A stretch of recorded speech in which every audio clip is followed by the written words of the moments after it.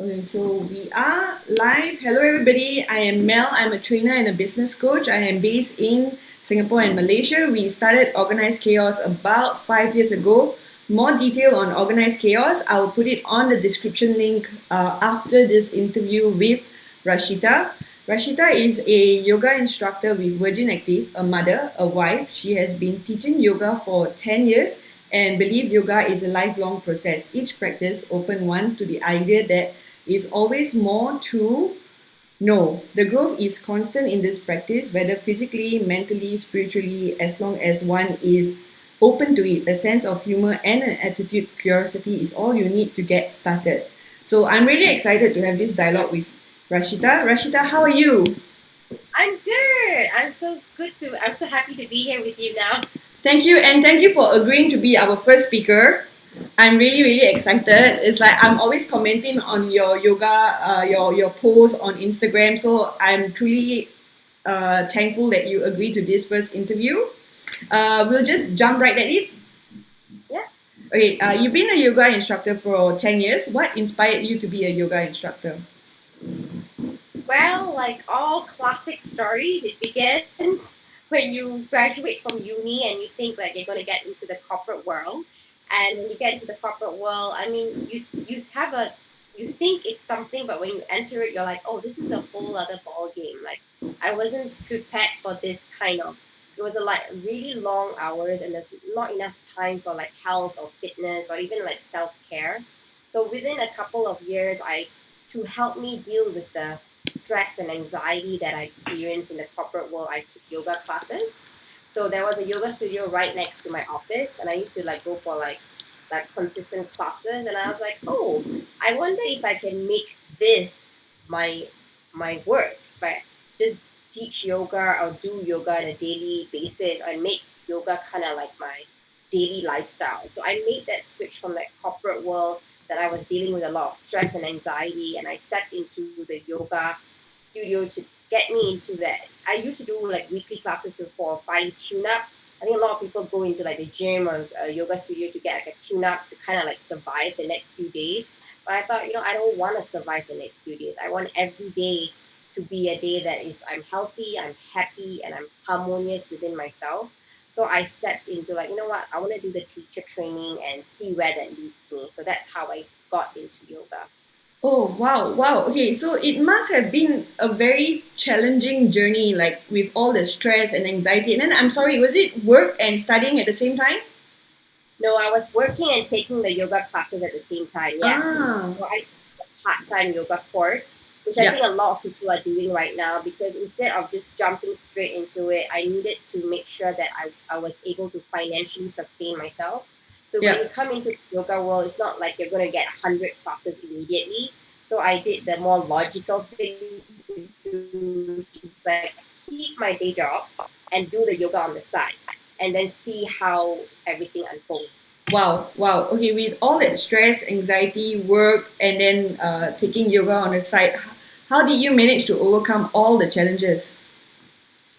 The challenges in the work life or Yeah, and balancing everything. It's like I cannot imagine like work life and then going rushing for class.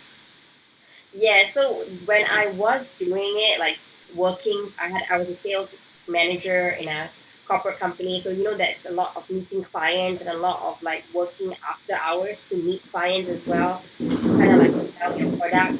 So it was long hours, but my I did my yoga on the weekends, which is like Saturday, Sunday, and it starts at 7 a.m. So I feel like and I work finishes really late for us, like 10 p.m. sometimes. So I Yeah, gotta make sure I be home, get rest, and get ready for the weekend.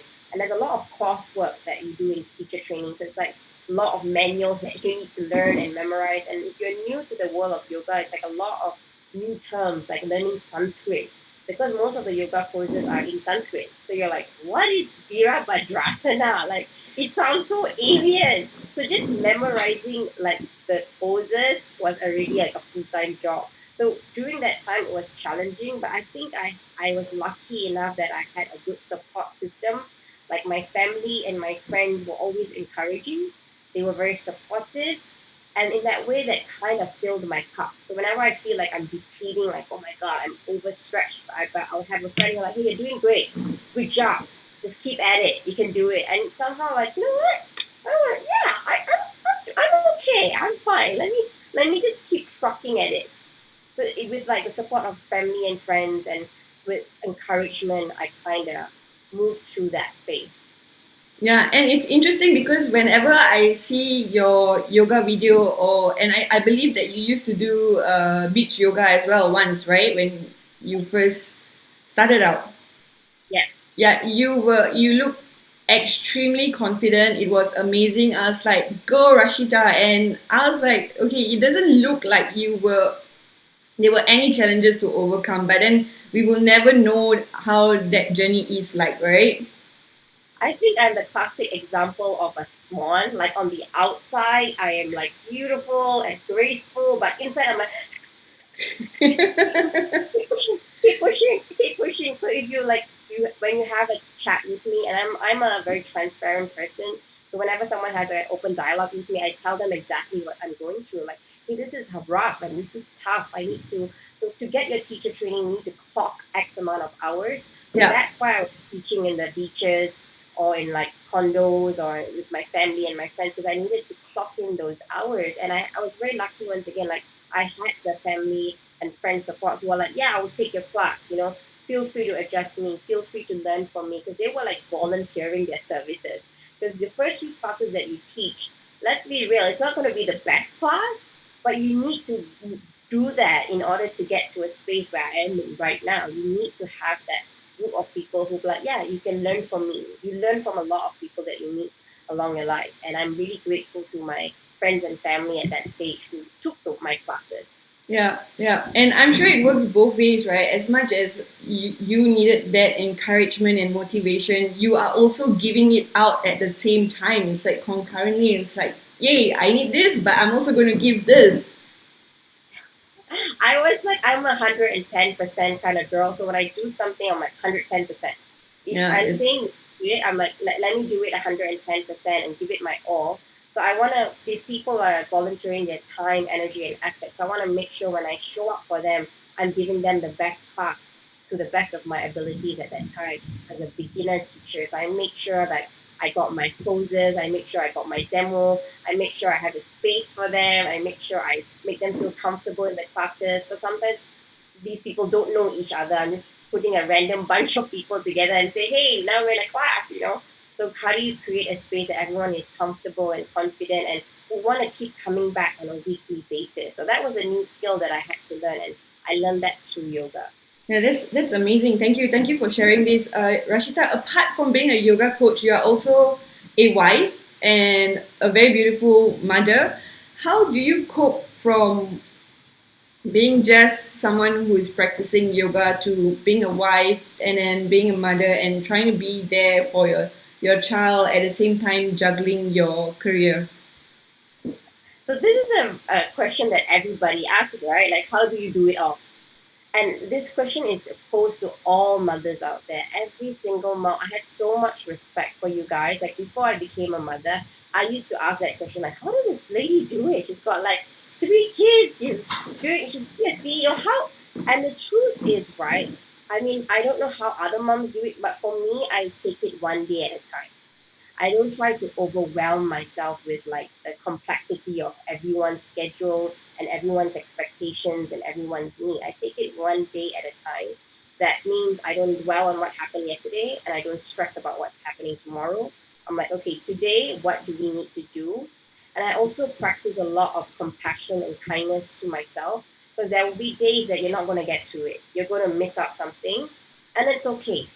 It's fine. It happens. So instead of making a gourmet meal, it's a preheat dinner.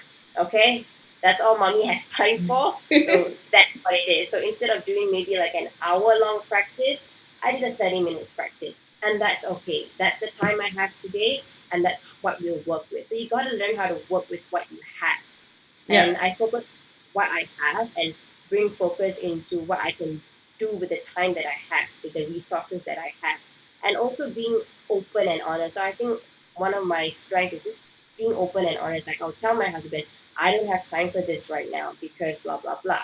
Can you help me with this? I'm also very open with asking for help, like asking for support, like within my company or with my family. I'll tell my son like, "Mommy really needs to get this done. Can you give me 30 minutes?" Like have that. Tell the people around you what you need. So often I think we just keep it to ourselves, and then when we feel really stressed out, people are like, "Hey, what's wrong? What's going on?" And then you're like, "No, nothing." And you're like, you just lost your opportunity to tell people around you what you need for you to succeed. So I'm a big believer of like use your voice and tell people what you need so that people around you can help you, because this is your family, this is your friends, they're all here to help and support you, but you need to be open and honest and to help each other manage expectations as well. I think that helps. Yeah, that's a very useful tip. I was just going to ask you, can you give us sample examples of how we can be kind to ourselves? And you just covered like a handful of tips on how someone can do that, like being open, being honest, telling someone how we really feel and what we need, what we can't do right now. That's amazing. I think just I'm going to pick up some of those skills myself. It took me a while to learn though. It took me a while to learn those skills. I learned those skills when I was doing the whole working and studying part. I think Yeah. I was at that point where like I thought I was gonna break. I took too much, and I realized, how do I work with this? So this is my life right now. How do I make it work for me? What do I have? I mean, everyone comes with a different set of skills, and for me, I was like, I'm just gonna be open and honest about, hey, I saying yes to what I can say yes to, and saying no, and telling the people around me why it's a no. It's not a no because it's a no. It's because unfortunately, due to like the time situation that I have, I'm not able to commit. And usually people are really understanding as well. I think that's what we have to learn. Like people will understand. They're like, oh yeah, don't worry about it. We can do it another time. Or don't worry about it. We'll push the deadline further. Like Yeah. just being open, being honest, and being transparent, I think really helps, and it also attracts the right people to you. They're like, oh, I want to work with this girl. Like my son knows, like when he sees me in the computer, he comes like, Mama, I'm going to give you 30 minutes. I'm like, thank you. I didn't even ask because he knows the expectation has been set. He knows what's happening, right? Yeah. So in sense, I think you set the tone for your life, right? You set the pace for your life, but you have to tell the people around you what's going on. Wow. Okay. Thank you. Thank you for sharing that. Now, we are dealing with the pandemic, and everybody is just trying to adapt to this new norm, especially for all of us. How do you cope, and what are the tips that you can offer to us that could Well, really help us with the anxiety and the stress? And a lot of people are losing their job. How can they help themselves be kind and really love themselves? Well, this is something that I keep hearing over and over again, right? I think with the lockdown issue, right, it's a lot of like I feel like mental health is taking the front stage. Some people are okay to be cooped up at home, like home quarantine. If you're an introvert, like I'm very much an introvert, so I I like love being staying at home. home. I kind of love this. I love cooking, I love reading, I love the solitude of it all. So I'm okay. But like someone like my husband, he's more outgoing, he's more adventurous, he loves travel. So I can see that for him it's been a more challenging than it would be for me. So how I cope is first and foremost, I would I like for me, I think my problem lies with worrying. I worry because I have elder parents, and one of my parents has autoimmune disease. So my mind always goes back to like my mom. How's she doing? How's my dad doing? Especially with our lockdown in Singapore, you're not able to currently visit your parents. You kind of check in on them. So when I feel like I'm getting a little bit too worried or unnecessarily worrying about something, I quickly pick up the phone and I call them. And I think when you miss someone or you worry about someone, first thing you should do is pick up the phone, call them, FaceTime, Zoom, like chat, WhatsApp. I mean, one thing we're quite lucky, we live in a space where we have technology, we have smartphones, we have like software that allows us to keep in touch with our family members, with our friends. So that's a saving grace, right? When I hear my mom's voice and she's like, I'm fine, don't worry about me, I've got it covered. So it gives me a sense of peace and ease. So for me, when I worry or when I stress, I do reach out once again. I'm a big fan of like reach out, just reach out. Or I tell my husband, like today's an off day for me, and he'd be like, okay, do you want to go take a walk? Maybe that will help you. So just being able to take a walk with your loved one, a spouse, a family member, that'd be great if you're living together. And for me personally, what helps me is doing that 30 minutes of yoga in the morning. Now, it could be a different time zone. For some people, like to do it in midday. Some people like to do it at the end of the day. For me, I like to start my yoga practice at the start of the day because it sets the tone for me, right? So when I wake up and I feel like stress or anxiety, I step onto my mat, and sometimes it's basically shavasana. So meaning I'm just lying down, I'm just taking it all in. And sometimes I move to a very fast flow. Sometimes it's a little bit more slow pace. I kind of change according to how I feel, and I also feel like yoga is a great tool to have at this current moment. I call yoga a life skill. Like, driving is a life skill and swimming is a life skill. You drive when you need to get from one point to another. You swim when there's a body of water and you need to get to one point to another.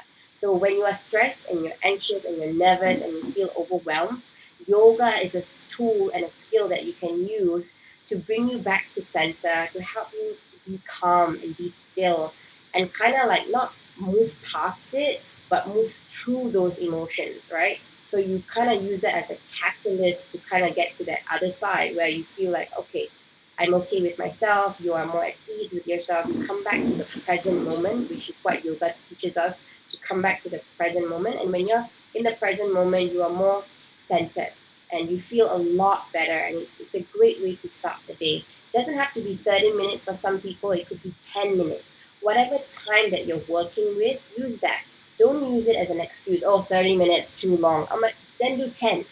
Oh, 30 minutes too short. Then if you have 60 minutes, do 60 minutes. Like, work with the time you have and do a flow or a sequence that works for you. It doesn't have to be fast, doesn't have to be flow. And nowadays, there's so many yoga channels and websites that you can use. If you're a Virgin Active member, you can go onto the Virgin Active website. You can do the online classes, and it's just 30 minutes, and you feel like, oh my god, it helps you with your physical body. So physically, you feel more energized, mentally you feel more calm, and emotionally you feel at ease. So it taps into the three things: your mental, your physical, and your emotional state. So that's why I always come back to yoga, allowing me to cope through the current situation. Okay, before we move on to the next question about our current situation, I have one very like I'm thinking out loud now, right? When I first got introduced to yoga, I was in my 20s, and my very first class, I could not last the first um, 2 minutes because I was used to running, I was used to Zumba. It was all fast paced. It was only when I was later part of my 30s that I could like sit down, breathe, and like go sit through an entire class of yoga for 1 hour, or I couldn't even meditate for 30 minutes, let alone 5 minutes. My mind's always wandering, and then I start doing something else. How do people who's in the fast-paced industry Yeah. get into yoga? Because we know, every one of us know the benefit of yoga, and some of us are still trying to cope, or just like, no, yoga and meditation is not for me. I need something much faster than this. How can Yeah, they ease into yoga? so first of all, I think that's a very good question, but I think most people don't realize that in the category of yoga, there is a very fast-paced yoga, there's the medium-paced yoga, and there's a very slow. So may have happened to you is when you went for your first class, it's a very slow-paced class. So you are like running, and then you went to a very slow class. It's not going to be a good mix because you're like, oh my god, this is way too slow. So first of all, knowing the different styles of yoga. So it's kind of an education. So vinyasa is a very fast-paced yoga. So if you are a very fast-paced person, you like Zumba, you like cardio, I would highly recommend a vinyasa class. But if you're like, no, I want to take it slightly slower, I feel vinyasa is too fast for me, I want to be more balanced, then I'm like, oh, take a hatha class. So hatha is an in-between point. It's not too fast, not too slow. It's kind of like jogging. And the last one I would say is a yin yoga class. So yin yoga is like super slow. You're holding the poses for 2 minutes. So that one is really great for like mental health, especially if you're dealing with a lot of stress and anxiety or even like depression. So that one is really good. And that is super slow pace. So just knowing the different styles of yoga and where are you at? So you know where you're at, how do you want to feel? I want to feel balanced, take a hatha class. If you want to feel like grounded, okay, take a yin class. If you want to feel energized, take a vinyasa class. So that's yoga. It's all yoga, but it's different styles of yoga. Oh, I didn't know. I didn't realize that there's a fast-paced yoga. I always thought that. I mean, I know there's different type of yoga. I never just like it never hit me like, oh, there's a fast-paced yoga. I should after everything's back to normal. I should try that.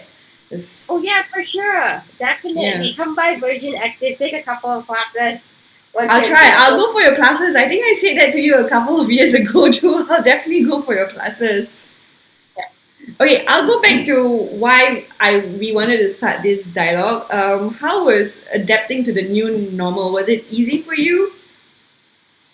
I wouldn't say it's easy. I would say it's necessary. I think my mind always goes back into if this is something that I cannot change, then I'm not going to dwell in it. I'm going to see what I can do. If it's a thing I can change, then I will work on changing it. But if this is a situation I wish we could all find like a vaccine and we could all like help each other out. But the truth is that's going to take a while. So I bring focus to what is it that we can do as an individual. Like if you're sitting at home, you're listening to us, you're like, what is it that I can do? I'm at home. Well, be vigilant. First and foremost, if don't go out unless it's really necessary. So if you are in the lucky group where you are able to work from home, then work from home. And the people who are essential workers, and some of my friends are, and I'm like so grateful and thankful to all the essential workers out there because without them, I don't know how we would survive. So when they're in your essential worker, wearing the mask, washing your hands, using hand sanitizer, practicing safe distancing. If everyone did their part, it would help to flatten the curve, and that alone is going to be a huge help. And that alone is knowing, hey, I did my small part, but nevertheless a part towards the bigger picture. So I hope by focusing on what is it that I can do to bring some sort of like positivity into the whole situation.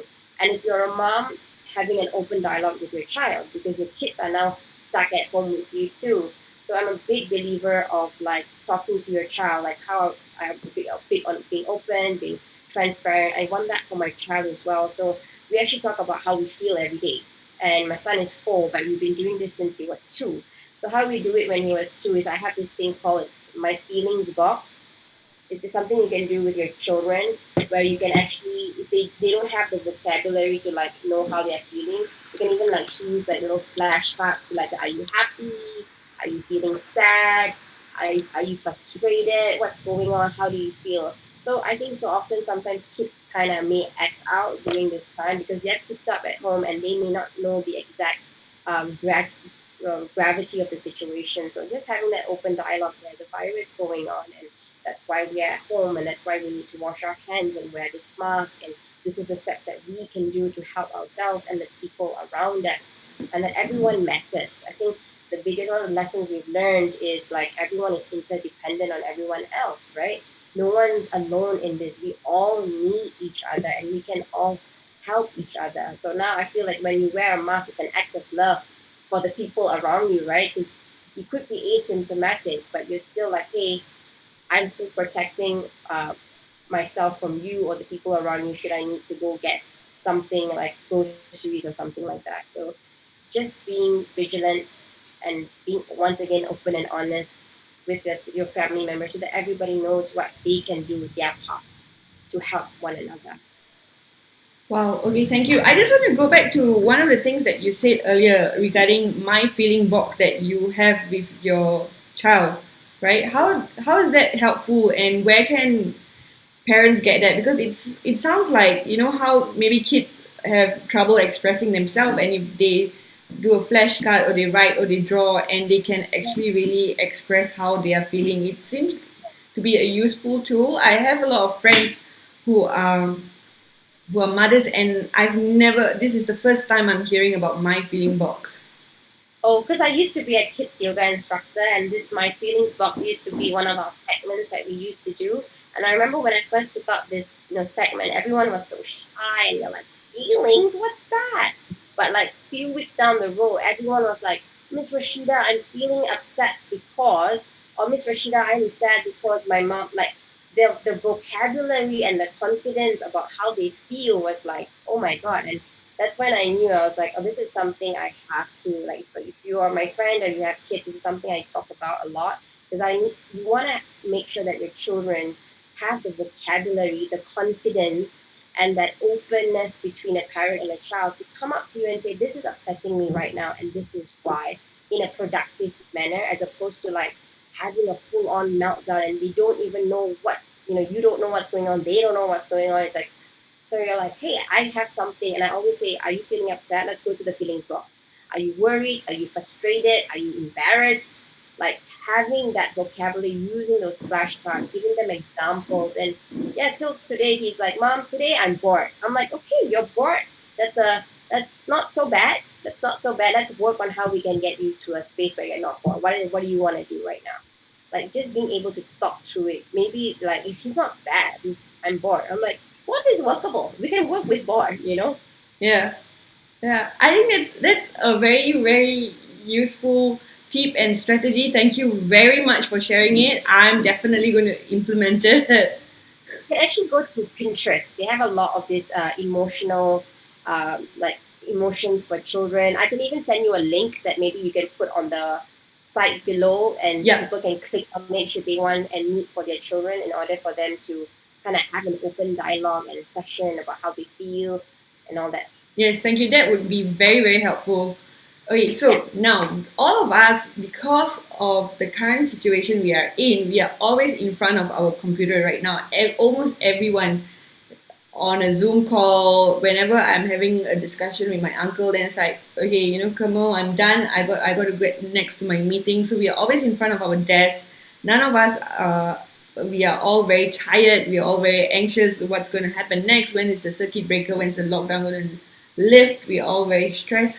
How can we, while sitting in front of a Zoom call or even like after, relax and clear our mind? Well, that's a good thing. This is something I do myself because I'm using a lot of Zoom for my meetings as well. It really depends on where you have the most stress. So all of us store stress in our body differently. So if you have a lot of stress on your neck, so some of us, the first space where we feel tension is our neck. So the simplest thing you can do is just a simple neck rotation, a clockwise, and also it's good if you can close your eyes because what happens is your eyes tends to get really strained when you're looking into the computer for a very long time, This feels very good. right? Because it Yeah. also depends. So if you're those of you who are watching and you don't feel anything, then most likely you don't store stress on your neck. But if you're feeling like, oh, this feels good, then you're like, yep, this is where I have the most tension. And you can do an anti-clockwise motion, the simple stretch, and then we work our way down. So what I want you to do is kind of like simply lengthen both arms in front of you. Put your arm higher than the left arm and cross it. Yeah. Your palms are facing each other. Try not to keep your elbows down, keep your elbows up. So then immediately what you're going to feel is a stretch on your upper back, right? So some of us store stress in this Oh, region. I feel it. It's Okay. So, and remember to breathe when you're doing any of these simple stretches. Just a deep breath in, deep breath out, deep breath in, deep breath out. Beautiful. Now, simply release. And this time, keep your left arm higher than the right arm. Interlock the elbows once again, palms facing each other. Bring the elbows I up. can't do this one. One side is usually tighter than the other. So you already know, oh, I'm tight here. Make sure you take a deep breath in, deep breath out. Deep breath in, deep breath out. Beautiful. Gently release. This time, come to the edge of your seat. Come to the edge of your seat. So if you're sitting on a desk or sofa, wherever you are, all I want you to do now, I want you to work on our back. So we worked on our neck, we worked on the upper back. Let's work on our entire spine. But some of us store stress on the middle back or the lower back. Place your palms on the knees, round the back, drop the head down. So you're creating a curve on your back. Exhale when you do this. Good. Now, as you inhale, lift the chest open, lift the head up, and look up. Now, as you exhale, drop the head down, round the back, draw the belly in.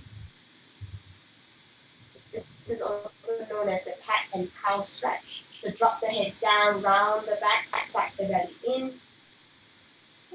And so just do one more time, simply like this. Lift the head up first. Open up the chest. Lift the heart open. Good.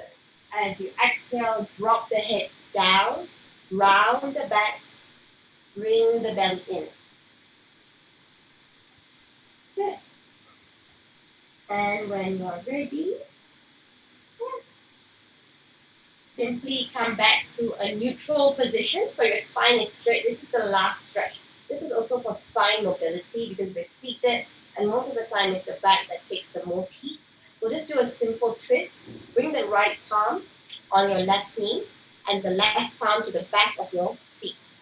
So you're just doing a simple twist and you tilt that head back. Yeah. Remember to breathe and take a twist that is comfortable. And as you exhale, release. This time, come back into neutral spine. Bring that left palm on that right knee and right palm to the back of that chair. Good. Keep the spine lengthened. Keep the chest lifted. Deep breath in. Deep breath out. As you inhale, slowly release, and you're done. So this is like a 5-minute stretch that you can do before or after your Zoom class or your Zoom meeting to help you release any tension or stress that you may have on your neck, your upper back, or your shoulders, or some of you might feel it in your biceps or triceps. So we can do this any time of the day, as many times as we want. Yes, absolutely. In fact, the longer your meetings, the more you should be doing it. You can do it at the start, maybe at the middle, and at the end, just to make sure you have some sort of movement throughout your day. Okay, thank you, Rashida. Okay, is there any tip, any giveaway for all of us who is listening in to you right now? I would like to leave this wonderful open dialogue session with take each day as it comes and practice compassion and kindness towards yourself and the people around you. Right. Thank you, Rashida, for this. It's a pleasure having you here. I've always enjoyed reading your Instagram posts. It's even better having you like live on YouTube. Thank you. We are all welcome to join Rashida classes. Check out Virgin Active Singapore website for the latest update on her classes, and you can also follow her on Instagram. We will share the link much later, including the Pinterest link that she mentioned about the filling box. Thank you, Rashida. Yes. Thank you for having me. Bye, everyone. Stay safe, stay sane.